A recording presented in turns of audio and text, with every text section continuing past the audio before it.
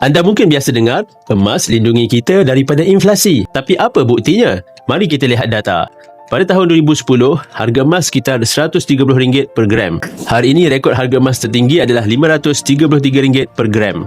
Peningkatan harga lebih 300% dalam tempoh 15 tahun. Bandingkan pula dengan kuasa beli ringgit, apa yang kita boleh beli dengan RM100 pada tahun 2010 sudah tidak dapat lagi benda yang sama. Harga minyak, gula, ayam, semuanya meningkat. Di sini kita boleh lihat dalam tempoh yang sama, nilai tunai susut tetapi nilai emas meningkat. Malah jauh melebihi kadar inflasi tahunan purata sekitar 2 hingga 3%. Mengapa ini berlaku? Kerana emas adalah aset fizikal yang terhad.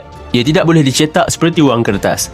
Apabila nilai mata wang jatuh, pelabur seluruh dunia beralih arah memilih aset yang selamat dan emas adalah pilihan utama mereka. Sejarah juga membuktikan ketika krisis ekonomi global, perang atau kejatuhan mata wang, harga emas melonjak, bukannya jatuh.